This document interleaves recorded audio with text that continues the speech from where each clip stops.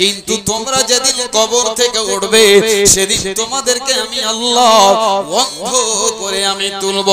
সেদিন ওই বান্দা বলবে ইয়া রাকাল রাব্বি লিমা হাশারতানি আমাম, মাবুদ রে কি এমন অন্যায় করেছি আল্লাহ, তুমি আমার চোখ ছিনিয়ে নিলে। আল্লাহ আমি অন্ধ হয়ে কবর থেকে কেন উঠলাম? ওয়াকাদ কুনতু বাসীরা, রব্বুল আলামিন পৃথিবীতে আমার চোখ ছিল, এই চোখ দিয়ে দুনিয়া দেখতাম, মা বাবা দেখতাম, সবাইকে দেখেছি আল্লাহ। তখন বলবে রে মিথ্যুক রে বেঈমান, সেদিন মাদ্রাসাতে জলসা হচ্ছিল, দোকানে তোরা আড্ডাবাজি দিচ্ছিলি, যার কারণে আমি আল্লাহ তোর জন্য আলেম ওলামা দুনিয়াতে তোদেরকে জাহান্নামের আগুন থেকে বাঁচাবার জন্য, কবরের আযাব থেকে বাঁচাবার জন্য পৃথিবীতে হাজার হাজার আলেমে দ্বীন তোদেরকে জাহান্নামের আগুন থেকে বাঁচার জন্য কতবার ডেকেছে, তোরা সেদিন সাড়া দিসনি। আমি আল্লাহ এত বড় সুন্দর নিয়ামত থেকে তোদেরকে বঞ্চিত করে দিলাম। তোমার দান গো আল্লাহ, সবই তোমার দান, তোমার দানের নাই সীমা, আল কোরআনে প্রমাণ। চোখ দিয়েছো দেখার জন্যে, শোনার জন্য কান, সবই তোমার দান গো আল্লাহ, সবই তোমার দান। জমিন দিয়েছো চলার জন্যে, ছাদ করেছো আকাশ,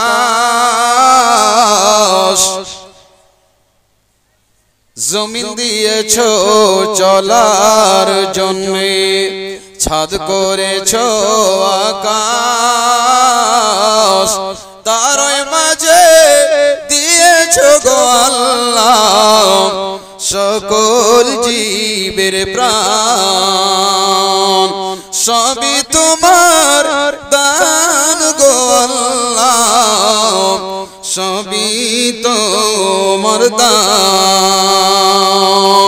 নারে তাকবীর। আসার পূর্বে যখন ছিলাম মায়েরই গর্ভে, আহার দাতা তুমি গো আল্লাহ, নারীর দ্বারা করাইছিলে পান, সবই তোমার দান গো আল্লাহ, সবই তোমার দান। মানুষ জাতি নবীকে যেমন যে ব্যবহার করেছে আল্লাহ রাব্বুল আলামিন, তেমনি তাদের সাথে আল্লাহ ব্যবহার করেছেন। আমার দিকে লক্ষ্য করেন, একটা উদাহরণ দিই 1 মিনিটের। কোন শিক্ষক মাদ্রাসায় কোন ছাত্রকে কোনদিন মারতে চাই বলেন? ইচ্ছা করে শখ করে মারে? মারে না। যেই ছেলেটা পড়তে পারে সেও তার ছাত্র, যে পড়তে পারে না সেও তার ছাত্র, তার শাগির্দ। একই নজরে সবকে দেখেন। ঠিক তেমনি একজন বাপ একজন মা 5 জন তার ছেলে, সকলকেই একই নজরে দেখেন, ভালোবাসেন। কিন্তু যখন একটা ছাত্র মাদ্রাসার হোক বা স্কুলের হোক, দেখবেন যখন সে বদমাশি করে তখন সেই শিক্ষক তাকে মারতে বাধ্য হয়। হয় কি হয় না? কেন বাধ্য হয়? তাকে শাসন করার জন্য, তার ভবিষ্যৎকে, তার আইনদাকে, তার মুস্তাকবিলকে তার রোশন করার জন্য, তার ভবিষ্যৎকে ভালো করার জন্য সেই ছাত্রটাকে মারে, যে মার খেয়ে যেন ছেলেটা আগামী দিনে সে সতর্ক হয়ে যায়, শুধরে যায়। এজন্য ঠিক তেমনি বাপ মাও কোনোদিন চাই না যে নিজের ছেলেকে মারে।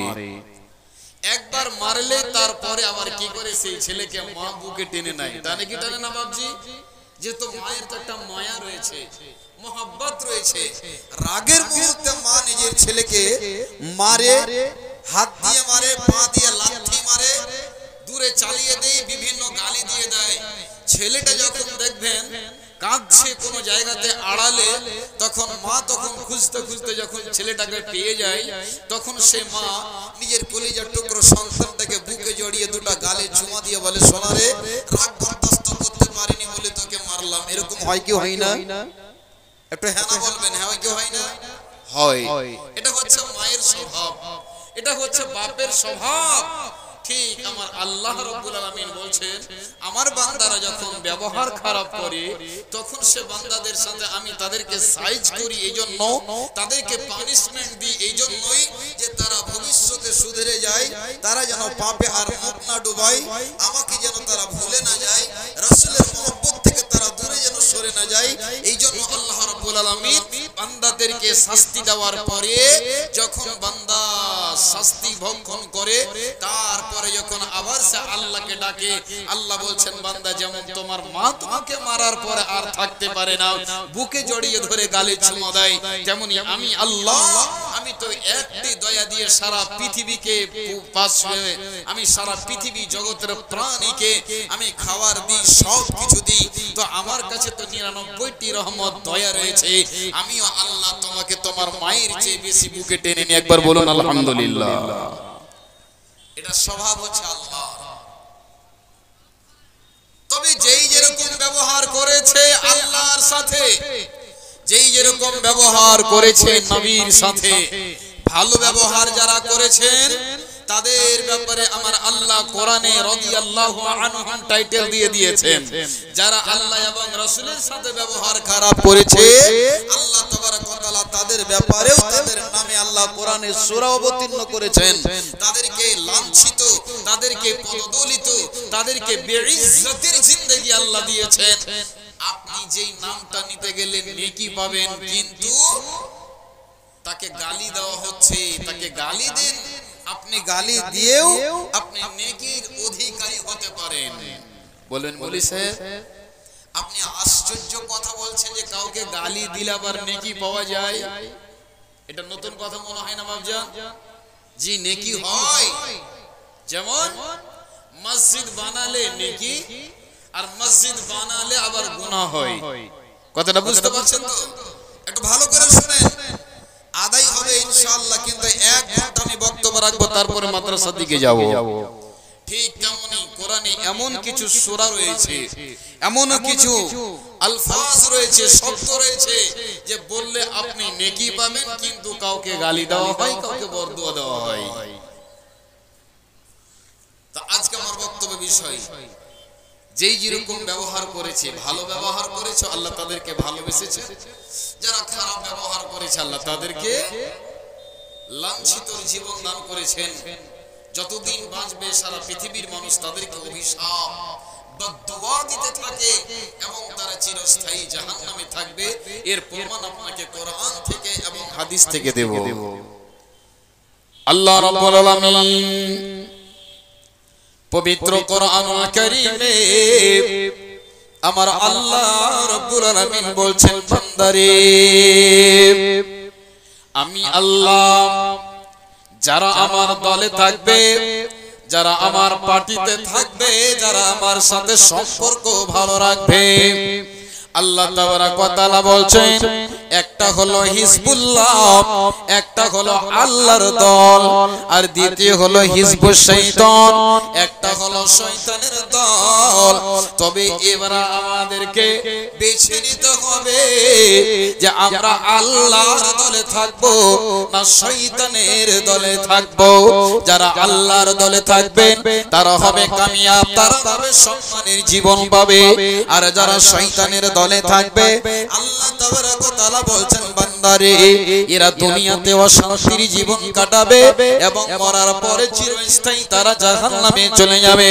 আমার আল্লাহ বলছেন বিসমিল্লাহির রহমানির রহিম ইন্নাল্লাহা আশতারা মিনাল মুমিনিনা আনফুসাহুম ওয়া আমওয়ালাহুম বিআন্না লাহুমুল জান্নাহ।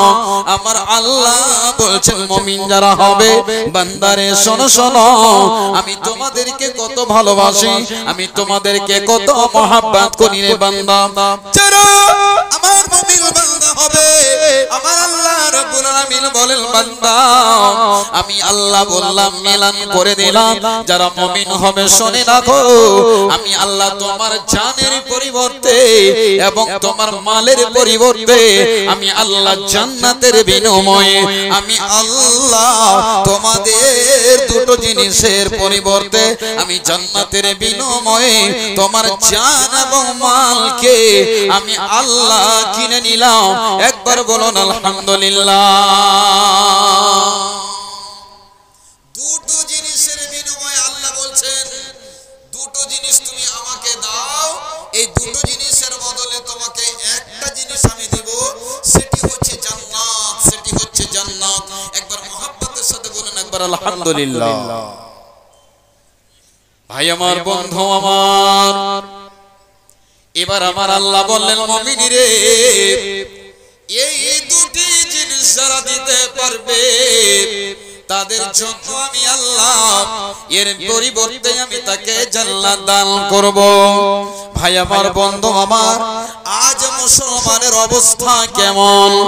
আজকে মুসলমান তুমি সব জায়গায় তুমি শেরের বাচ্চা হওয়ার পর, সিংহের বাচ্চা হওয়ার পর, বাঘের বাচ্চা হওয়ার পর তোমার ঈমান কমজোর হয়ে যাওয়ার কারণে আজকে তুমি বিড়ালের বাচ্চার মতো মেও মেও করে, যেমন গরম ভাত মাছের সেন্ট পেতে গেলে মাংসের হাড্ডির যদি সেন্ট পেয়ে যায়, বিড়ালকে দেখবেন লেজটা গুটিয়ে নাই আর সে ভাতের জন্য মেও মেও করে আপনার যখনই থালিতে ভাত রাখবেন, মাংস রাখবেন, মাছ রাখবেন, বাড়ির বিড়ালটাকে দেখবেন শব্দ করবে আর মেও মেও করে আপনার পাশে লেজটাকে গুটিয়ে বসে যাবে। আল্লাহ বলছেন রে আমার মুমিন বান্দা শোনো, তোমরা যদি ঈমানদার হও, ঈমান বালা হয়ে যাও, তবে আমি আল্লাহ তোমাদেরকে শান ও শওকতের জিন্দেগি দেব। আর যদি তোমরা ঈমানকে হারিয়ে দাও আমি আল্লাহ তোমাদের উপরে এমন একটা বাদশা নিয়ে আসবো, এমন একটা শাসক নিয়ে আসবো যে তোমাদের উপরে শাসন চালাবে, তোমাদের দুনিয়াতে শান্তি মিলবে না, মিলবে না, মিলবে না। আজ মুসলমানের বাচ্চা হচ্ছে এরা শেরের জাত, এরা সিংহের জাত, এরা বাঘের জাত। ঈমান কমজোর হওয়ার কারণে এরা বিড়ালের বাচ্চার মতো মেও মেও করে জিন্দেগি বসর করছে। কেন? কারণ কি? মুসলমান আজকে তোমার যেখানে থাকার জায়গা সেখানে তোমার জায়গা তুমি নিও না, যেই জায়গা তোমার নয় সেই জায়গা মুসলমান তুমি বেছে নিয়েছো। যেই জায়গা হিন্দুদের জায়গা, বেধর্মীদের জায়গা, মুসলমান তুমি দাবি করো আমি মুসলমান, আজ মুসলমান তুমি দাবি করো আমি বিশ্ব নবীর উম্মত, তুমি দাবি করো আমার নাম আব্দুল্লাহ, আমার আব্বা হলো হাজী আব্দুল সুবহান, আমি জান্নাতে না যাব তো কে যাবে? এরকম কথা বলি কি বলি না?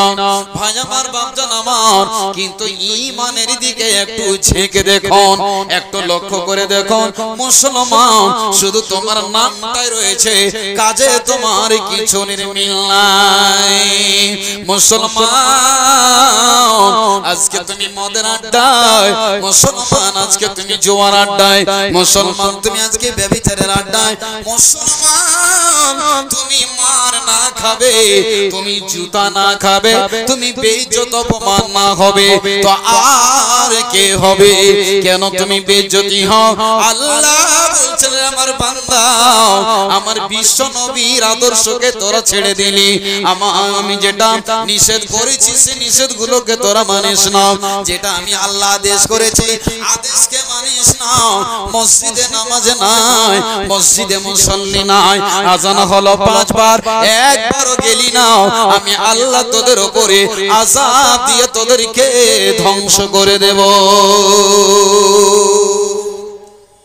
মুসলমান তোর যেখানে জায়গা সেখানে জায়গাতে তোকে পাওয়া যায় না, আর যেখানে যাওয়াতে আমি নিষেধ করেছি সেখানে মুসলমান তুই আছিস। বলুন তো ভাই আমার, এখানে যতগুলো মুসলমান রয়েছে, এই মুসলমানের ভিতরে, এই পেন্ডালের ভিতরে সুদের সাথে কতগুলো লোক জড়িত রয়েছে বাপজান আমার। বলুন তো আল্লাহর হস্তে বুকে হাত দিয়ে যদি বলি ঈমানের পরিচয়টা দিয়ে হাতটা তোলেন, কে কে সুদের সাথে গ্রুপ লোনে, বন্ধন লোনে জড়িত আছে? অনেকগুলো লোক বের হয়ে যাবে। তবে বলবেন মাওলানা এই গুনাহটা কত বড়? বিশ্ব নবীজি বললেন এই সুদের 33টা ধাপ রয়েছে, তার মধ্যে সবচাইতে যেটা নিম্ন গুনাহ, সবচাইতে যেটা ছোট গুনাহ, নিজের মাকে, যেমন একটা পুরুষ জওয়ান হওয়ার পর বিয়ে করার জন্য দাদিকে, দাদুকে, চাচাতো ভাইকে বলে, তখন ছেলের বাবাকে বলে বাপজান তোমার ছেলের বিয়ে দিয়ে দাও, তখন একটা বউ দেখে বিয়ে দিয়ে দেন। আর বিয়ে দেওয়ার পর ওই বাসরাতে, ফুল সজ্জা রাতে ওই জওয়ান ছেলেটা নিজের বিবিকে নিয়ে ঘরে যায়, আর ফুল সজ্জার মানায় আদর করে, তার সাথে প্যার মহব্বত করে, তার সাথে জন মিলন করে তৃপ্তি পায়। বিশ্ব নবীজি বলে উম্মতের দল সবচাইতে যেটা নিম্ন গুনাহ এই সুদের। মুসলমান তুমি আজকে বলছো মৌলভী সাহেব আমাদের দোয়া কেন আল্লাহ কবুল করে না? তবে যে মুসলমান তুমি আজকে গৌরব লোন, বন্ধন লোন নিচ্ছ, বিশ্ব নবীজি বললেন যেমন একটা নওজওয়ান ছেলে জওয়ান হওয়ার পরে বিয়ে করে আর নিজের বিবিকে ঘরে নিয়ে নিজের কামনা বাসনা পূর্ণ করে, নবীজি বললেন উম্মতিরে নিজের মাকে তুমি বিয়ে করে বাসর ঘরে নিয়ে গিয়ে তার সাথে তুমি মিলামেশা করলে, তবে এর চাইতে পৃথিবীতে বড় পাপ আর কি হতে পারে? নিজের মায়ের সাথে জিনা করা সবচাইতে ছোট পাপ। তো কতগুলো মানুষ এখানে আছেন যারা সুদের সাথে জড়িত, এই গুনাহ করছেন, তবে এটা পাপ নয় বাপজান। ভাইরা আমার, এটা পাপ নয়, এটা গুনাহ নয়, অবশ্যই গুনাহ। একটা কথা বললাম, দ্বিতীয় কথা হলো কি বলবেন মাওলানা? এখন আমরা সোশ্যাল মিডিয়ার মাধ্যমে শুনতে পাই ভারত সরকার বলছে মুসলিমদের ওয়াকফ বোর্ডের যতগুলো সম্পত্তি আছে আমি ছিনিয়ে নেব, কবজায় করে নেব। আজকে আপনার একটা ছেলে মারা যায়, সুন্দর করে গোসল দিয়ে, সুন্দর করে কাফন পরিয়ে কবরস্থানে নিয়ে যান, আদর করে যত্ন করে তাকে আপনি মাটি দেন, আমরা মাটি দিই কি দিই না বলেন?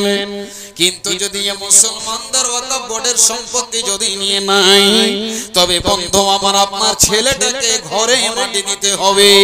ঈদগাহে আপনি জামাতে যান, ঈদগাহে আপনি আর নামাজ পড়তে পারবেন না, ফজরের টাইম হইলে 4টা হরেন লাগা থাকে, মধুর সুরে আসসালাতু খায়রুম মিনান নাওম বলে ডাক দেন, মসজিদে আর আযান দিতে পারবেন না। কেন কেন কেন? আল্লাহ রাব্বুল আলামিনের নবী বলছেন উম্মতেরা এমন একটা সময় আসবে যে তোমরা সংখ্যাতে বেশি হবে কিন্তু তোমাদের ঈমান দুর্বল হবে।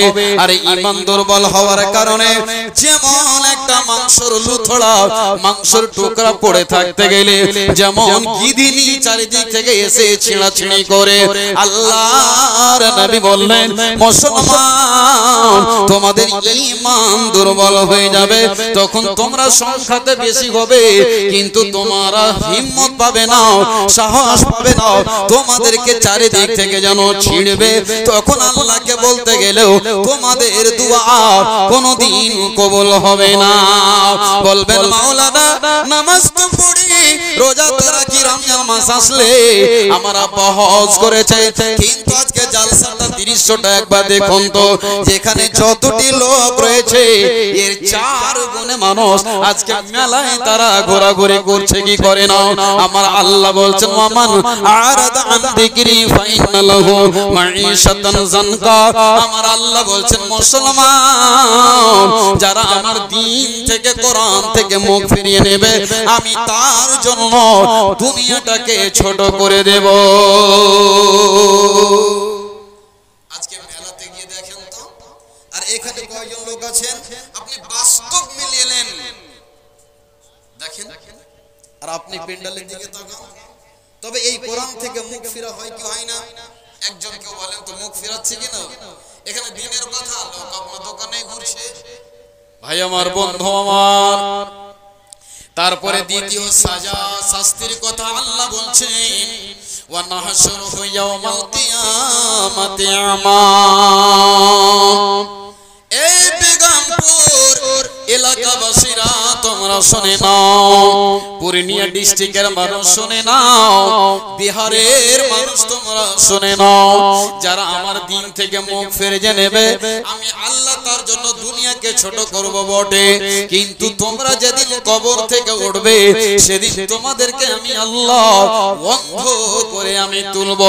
সেদিন ওই বান্দা বলবে ইয়া রাকাল রাব্বি লিমা হাশরাতানি আমাম, মাবুদ রে কি এমন অন্যায় করেছি আল্লাহ, তুমি আমার চোখ ছিনিয়ে নিলে, আল্লাহ আমি অন্ধ হয়ে কবর থেকে কেন উঠলাম? ওয়াকাদ কুনতু বাসীরা, রব্বুল আলামিন পৃথিবীতে আমার চোখ ছিল, এই চোখ দিয়ে দুনিয়া দেখতাম, মা বাবা দেখতাম, সবাইকে দেখেছি আল্লাহ। তখন বলবে রে মিথ্যুক রে বেঈমান, সেদিন মাদ্রাসাতে জালসা হচ্ছিল, দোকানে তোরা আড্ডাবাজি দিচ্ছিলি, যার কারণে আমি আল্লাহ তোর জন্য আলেম ওলামা দুনিয়াতে তোদেরকে জাহান্নামের আগুন থেকে বাঁচাবার জন্য, কবরের আযাব থেকে বাঁচাবার জন্য পৃথিবীতে হাজার হাজার আলেমে দ্বীন তোদেরকে জাহান্নামের আগুন থেকে বাঁচার জন্য কতবার ডেকেছে, তোরা সেদিন সাড়া দিসনি। আমি আল্লাহ এত বড় সুন্দর নিয়ামত থেকে তোদেরকে বঞ্চিত করে দিলাম। তবে যে যেরকম ব্যবহার করবে আল্লাহ তার সাথে তেমন ব্যবহার করবে। এবার চলুন আপনাকে একটা ঘটনা শোনাই। যেমন কর্ম তেমন ফল, যেমন মেহনত করবে ছাত্র তেমনই সে রেজাল্ট পাবে। পাবে কি পাবে না? আপনার ছেলেটা যদি মাদ্রাসায় লেখাপড়া করে, রাত জেগে জেগে যদি মেহনত করে তো ফার্স্ট ডিভিশন করবে কি করবে না? আর যে ছেলেটা মোবাইল নিয়ে সব সময় যেভাবে ঘোচড়াবে, এইভাবে টাইম পাস করবে, যেখানে সেখানে যাবে, ওই ছেলেটা যেদিন রেজাল্ট দেবে সেদিন চোখ মুছতে মুছতে বাড়িতে এসে ঢুকবে, বলবে তাজাম্মল কত নম্বর পেয়েছিস? লজ্জাতে বলতে পারে না। তবে যেরকম কর্ম করবে তেমনই ফল হবে। আমার আল্লাহ বলছেন বান্দারে আমার সাথে যারা ভালো ব্যবহার করেছে আমি আল্লাহ তার সাথে ভালো ব্যবহার করেছি, আর যারা আমার সাথে বদমাশি করেছে আমি আল্লাহ তাদেরকে ছেড়ে দিইনি। এই দুনিয়া অসম্মান এবং মরার পরে অসম্মানের জিন্দেগি কেটেছে। আমরা ভালো জিন্দেগি কাটাতে চাই না মন্দ? একটু হেনা বলেন, ভালো না মন্দ? ভালো। নামাজ পড়ছেন বাবজি? মুলি সেমিটারি তো কমজোরি। মুলি সাহেব নামাজ না পড়লে কি হবে? ঈমান ঠিক আছে। মুলি সাহেব নামাজ না পড়লে কি ঠিক আছে? আমার ঈমান ঠিক আছে। হায়রে তোমার ঈমান। আর একটা কথা বলি বাপজন আমার, ভালো করে শুনলেন, বলবেন মাওলানা আমরা তো মুসলমান নবীর উম্মত। মুসলমান তুমি কেন মার খাও? তুমি কেন অপমান হও? তুমি ট্রেনে সফর করতে ভয় পাও, স্টেশনে গিয়ে তুমি দাড়িটাকে মফলার দিয়ে ঢেকে তুমি ঘোরাফেরা করো, তুমি আব্দুল্লাহ নামটা বলতে সাহস পাও না, কথা ঠিক কিনা বলেন? সব জায়গাতে ভয় পায় বন্ধুরে। মুসলমান শেরের মতো হুঙ্কার দিয়ে জিন্দেগি বাঁচার করেছে, ও সেই মুসলমান আজকে বিড়ালের মতো দুনিয়াতে চলছে। একটাই কারণ, সেটা হলো ঈমান আমাদের হারিয়ে দিয়েছি, রাসূলকে ছেড়ে দিয়েছি, আল্লাহকে ছেড়ে দেওয়ার কারণে আজকে আমরা এই লিস্টটাকে আজ আমরা গুটিয়ে মেও মেও করে বিড়ালের মতো জীবন বাসার করছি। কেন বলবো আমার? বলবে মাওলানা আমাদের কার একটা দোষ ধরিয়ে দেন। আল্লাহ বলছেন বান্দারে, যারা আজকে নবীর উম্মত দাবি করছো, শোনো শোনো শোনো, যেদিন শুক্রবারের দিন হবে, যেদিন শুক্রবারের দিন হয়, নওজওয়ান তোমার বয়স হয়ে গেল আজকে 30 বছর 20 বছর, যাদের চেহারাতে সুন্নতে দাড়ি, বিশ্ব নবীর সুন্নাতটাকে জুমার দিন তুমি নাপিতের দোকানে গেলে আর নাপিতকে 10 করে 40 টাকা দিয়ে সুন্দর করে ক্রিম লাগিয়ে দাড়িটিকে বেলেট দিয়ে ছেঁচে তুমি ফেলে দিলে, ওই নাপিত যখন সন্ধ্যা হয় দুপুরে যখন বাড়িতে খেতে যায়, তখন ওই দাড়িগুলোকে ঝাড়ু দিয়ে জমা করে পায়খানা রাস্তাতে ড্রেনে ফেলে দেয় কে দেয় না? এবার আমার আল্লাহ বলছেন, হে আমার বান্দারা, আমার নবীর সুন্নাতকে তোরা আগে জবাই করেছিস, আমার নবীর সুন্নাতকে নিয়ে তোরা ছিনিমিনি খেলা খেলেছিস, আমি আল্লাহ তোদেরকে কোনোদিন maaf করব না, maaf করব না, আমি maaf করব না তো দূরের কথা, এই দুনিয়াতে তোদেরকে অশান্তির জিন্দেগি বাসার করতে হবে। ও মুসলমান, হাজার হাজার আজকে আমরা মানুষ রয়েছি রে বন্ধু, আজকে আমরা ওই বেধর্মী হিন্দুর দোকানে গিয়ে ওই 40 টাকা দিয়ে নবীর সুন্নাতকে জবাই করে পায়খানা ড্রেনে, যেখানে শুয়ার চলবে কুকুর চলবে, যেখানে বন্ধু আমার কাচড়াগুলো ড্রেন দিয়ে চলে যায়, আমি আপনি নবীর সুন্নাতে মোবারককে আমি সেই জায়গাতে নষ্ট করে দিলাম। তবে ভাই আমার বন্ধু আমার, আমি নবীকে ভালো কথা থেকে বাঁচলাম। ভাই এমন একটা সময় ছিল, বয়স্ক মানুষকে যদি বেধর্মীরা দেখতো তো স্যালুট করতো, বয়স্ক মানুষকে যদি হিন্দু বেধর্মী ভাইরা দেখতেন, আমি তাদেরকে খারাপ বলছি না, তারা বয়স্ক লোক দেখতে গেলে তাড়াতাড়ি করে সিটটা ছেড়ে দিয়ে বসতে দিত। বেধর্মীরা আজ থেকে 10 বছর আগের কথা বলছি, ব্যান্ড পার্টি বাজছে বা গান বাজছে, ডিজে বাজছে, বিয়ে শাদী নিয়ে যাচ্ছে মসজিদ দেখতে গেলে তারা মাইক বন্ধ করে দিত। কথাটা বাস্তব কিনা বলেন? কিন্তু মুসলমান, আজ তুমি নিজের ইজ্জতকে শেষ করেছো, তুমি নিজের ঈমানকে হারিয়ে ফেলেছো, আজকে তাদের করণীয় তুমি আপন করেছো, যার কারণে তোমাকে তারা স্যালুট করে না, তোমাকে দেখলে তারা খিলখিল করে হাসে, তোমাকে দেখলে তারা মজাক উড়ায়। কারণ আল্লাহ রাব্বুল আলামিন বলছেন যে তোমাদের ঈমান কমজোর হয়েছে, তোমরা ঈমান দুর্বল হয়েছে, যার কারণে তোমরা সব জায়গায় পদদলিত লাঞ্ছিত। যেমন একটা ফুটবলকে 11 জন করে 22 জন প্লেয়ারে লাথি দিয়ে চারিদিকে গড়িয়ে নিয়ে বেড়ায়, মুসলমান তোমাদের এমন দুর্ব্যবস্থা হবে যে তোমাদেরকে বেধর্মীরা জালেম শাসক বাদশা কে আমি আল্লাহ তোমাদের উপরে মুসাল্লাত করে দিয়ে ফুটবলের মতো পায়ে তোমাদেরকে গড়িয়ে নিয়ে বেড়াবে। তোমাদের জন্য কেউ একটু আহা করা থাকবে না, তোমাদের জন্য চোখের কোণা দিয়ে এক ফোঁটা পানি ফেলার মতো কাউকে পাবে না। কেন? তোমরা রাসূলের সুন্নাতকে জবাই করেছো, তোমরা রাসূলের সুন্নাতকে নষ্ট করে দিয়েছো, আল্লাহর সাথে সম্পর্ককে শেষ করে দিয়েছো, যার কারণে ভালো ব্যবহার করেন, আল্লাহ আপনাকে ভালোবাসবে। একটা ইতিহাস শোনাই আপনাকে। আবু লাহাব লোকটাকে আপনারা কি নাম শুনেছেন কোনদিন? একটু হ্যাঁ না বলবেন। আবু লাহাব নাম শুনেছেন? একটু হ্যাঁ না বলেন না ভাই, শুনেছেন? আম্মা পারা যারা পড়েছেন, বেশি লেখাপড়া করতে পারেনি, মসজিদে মাকতাবে যারা গেছেন, এই মাদ্রাসায় যারা লেখাপড়া করেছেন, সেদিন আপনাকে আম্মা পারাতে একটা সূরা শিক্ষা দেওয়া হয়েছিল। প্রথমে সূরা ফাতিহা, তারপরে নাস, তারপরে ফালাক, তারপরে সূরা ইখলাস, তারপরে 5 নম্বর যেটা সূরা লাহাব। লাহাব লোকটা খুব ভালো ছিল নাকি বাপ জানারা? বলেন তো, ভালো ছিল? সবচাইতে কামিনা, সবচাইতে মালাউন, সবচাইতে নিকৃষ্ট, এত হারাম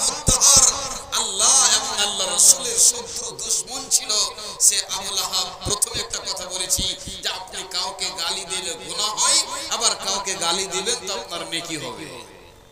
লাহাব, এই আবু লাহাব আল্লাহর নবী বিশ্ব নবী জনাবে মুহাম্মদ রাসূলুল্লাহ সাল্লাল্লাহু আলাইহি ওয়াসাল্লাম যখন দ্বীনের দাওয়াত দেওয়ার জন্য একটা উঁচু পাহাড়ে উঁচু জায়গাতে দাঁড়িয়ে যখন বলতেন ইয়া সাবাব ইয়া সাবাব, এই একটা এমন ডাক মানুষ শুনতে গেলে চারিদিক থেকে যেন জমা হয়ে যেত।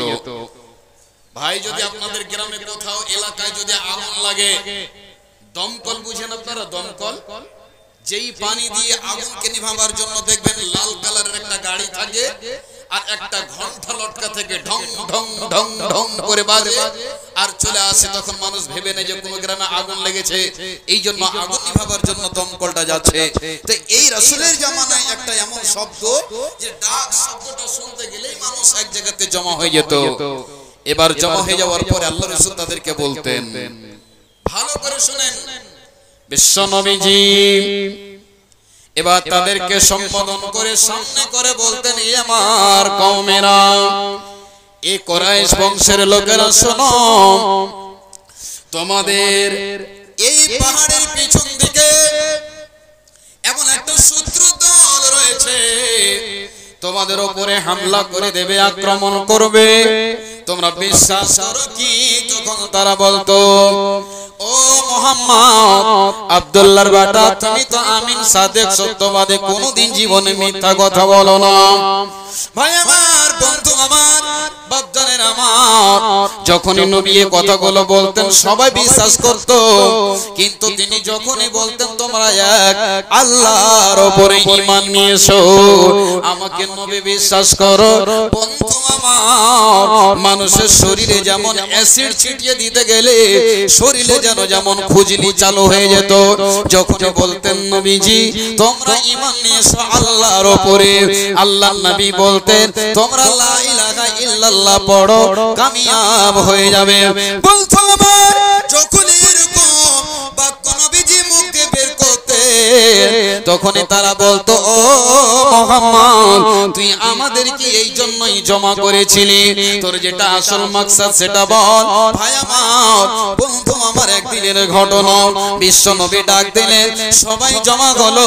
নবীজি দিনের কথা যখনই বললেন, আবু লাহাব নবীজির আপন চাচা বরদাস্ত করতে না পেরে পাথর উঠিয়ে নবীকে এইভাবে যেন আঘাত করলো।